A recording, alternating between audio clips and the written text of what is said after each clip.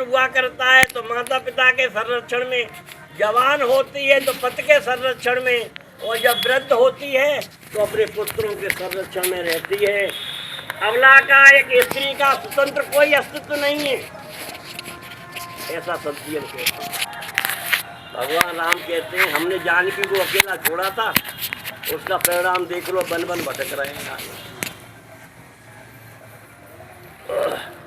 तो जब भी प्रणाम किया जाए हाथ जोड़ करके किया जाए, चाहे हम राधा कृष्ण कहें, सबका अर्थ वो 1 से 8 से ही निकलता है। विवेचन करेंगे ओलम के अक्षरों के अनुसार तो 54 1 से 8 ही पड़ेगा, 1 से 8 न आगे जाएगा। चाहे नमस्कार कहें, चाहे प्रणाम कहें, और चाहे नमस्ते कहें, 1 से 8 ही आएगा। और माला में 1 से 8 नव हुआ।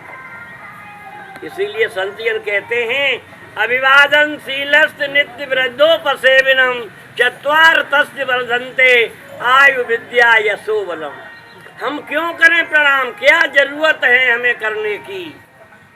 संतजन कहते हैं अभिवादन करने से, एक दूसरे के साथ राम राम नमस्कार प्रणाम करने से, और अपने बुजुर्गों की सेवा करने से। जैसे वृक्ष बूढ़ा हो जाता है, भले ही फल न दे, छाया तो देता ही है, लकड़ी तो देता ही है। उसी प्रकार से हमारे बुजुर्ग भले ही बूढ़े हो जाएं, वो धन कमा के न दें, लेकिन जीवन का अनुभव तो देते हैं। इसीलिए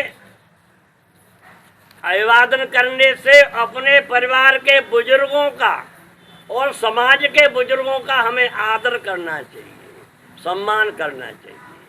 अभिवादन शीलस्य नित्य वृद्धोपसेविनम, जो अपने वृद्धों की सेवा करते हैं, परिवार के लोग, समाज के लोग, अग्रणी लोग हैं जो, उनकी हमें चरण छू करके प्रणाम करना चाहिए, अभिवादन करना चाहिए, ऐसा संतजन कहते हैं। अब मानव सोचता है क्यों करें, क्या होगा, क्या लाभ है? जब मानव भगवान से सौदा करता है तो इंसान से न करेगा। इसीलिए संतजनों ने जवाब दिया उसका, क्यों करें अभिवादन, क्यों करें वृद्धों की सेवा? अभिवादन शीलस्य नित्य वृद्धोपसेविनम चत्वार तस्य वर्धन्ते आयु विद्या यशो बलम। जो ऐसा करते हैं, अभिवादन करते हैं, अपने बुजुर्गों का आदर करते हैं, सम्मान करते हैं, उनकी 4 चीजें हमेशा बढ़ती हैं: आयु, विद्या, यश और बल। मानिएगा आप किसी के चरण छूते हैं, आपके सिर पे हाथ रखेगा और यही तो कहेगा आयुष्मान भव चिरंजीव भव, जीते रहो, यही तो कहेगा। और जीवन में हर दिन मानव के मुख से एक बार बात सत्य निकलती है। हो सकता है वही समय हो आपके प्रणाम करने का, वही समय आशीर्वाद देने का हो, तो आपकी आयु बढ़ेगी। वो अपना जाता क्या है? तो आयु बढ़ती है, उम्र बढ़ती है, माता पिता के पैर छूने से, वृद्धों के पैर छूने से, अभिवादन करने से आयु बढ़ती है। ज्ञान बढ़ता है, जब वृद्धों के सेवा करेंगे, आप वृद्धों के नज़दीक बैठेंगे, वृद्धों के सानिध्य में बैठेंगे, जब चर्चा होगी, बात होगी, तो वृद्ध अपना अनुभव तुम्हें बताएंगे, आपका ज्ञान बढ़ेगा, आपकी विद्या बढ़ेगी, आपकी नॉलेज बढ़ेगी, आपको जानकारी बढ़ेगी। जिन्होंने जीवन जिया है उन्हें जीवन का अनुभव है। अगर आप उनके पास बैठेंगे, उनका आदर करेंगे, तो उनकी अंतरात्मा आपको जरूर ज्ञान देंगी। जो उन्होंने सीखा है, जो उन्होंने पाया है, उसका लाभ आप अवश्य लें। यश बढ़ता है, अगर आप में शालीनता है, आप में विनम्रता है, आप में सहजता है, आप में अहंकार नहीं है, तो लोग आपकी तारीफ करेंगे।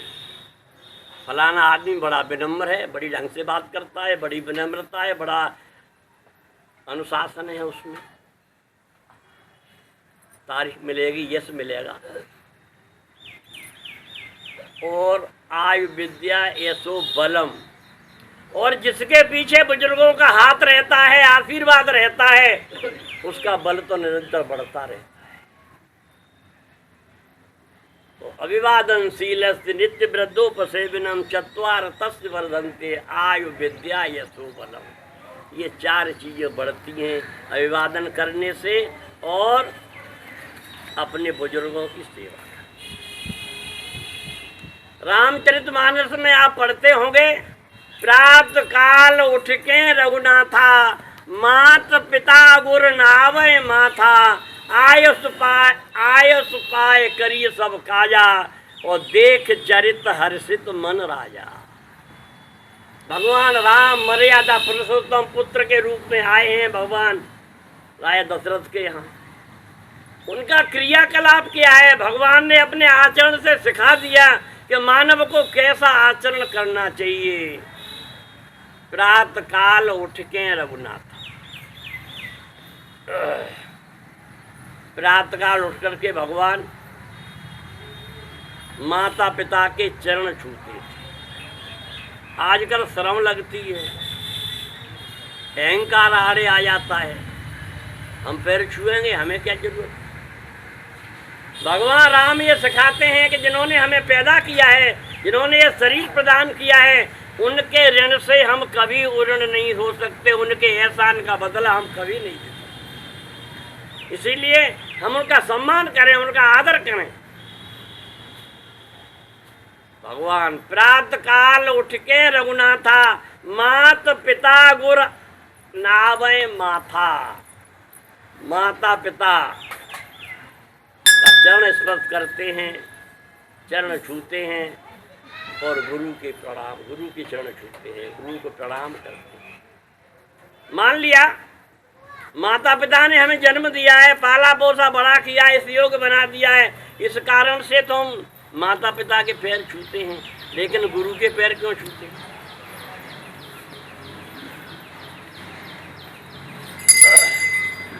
माता पिता भौतिक जगत के देने वाले हैं। माता पिता बालक बुलावे और उदर भरें सोई धर्म सिखावे। माता पिता बुलाते हैं जब बालक बड़े हो जाते हैं, बेटा बड़े हो गए हो, अब खर्च बढ़ गया है, तुम्हारी आमदनी कुछ बढ़े, कुछ करने लगो, कुछ कमाने लगो, ये जरूरी हुआ करता है। तो ये भौतिक जगत के लिए माँ बाप प्रेरित करते हैं, प्रेरणा देते हैं, कुछ करो बेटा, शादी विवाह हो गया है, खर्च बढ़ गया है, कुछ करो, कुछ कमाओ।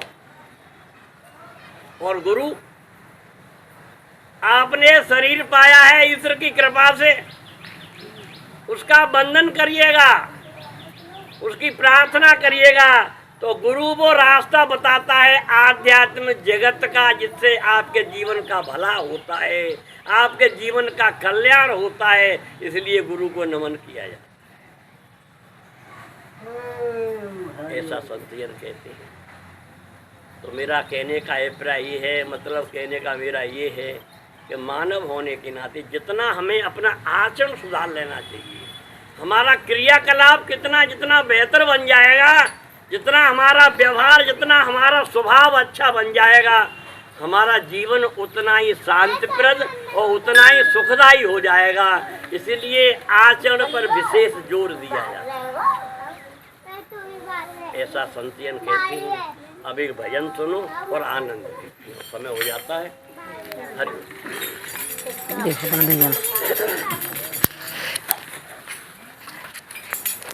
उठना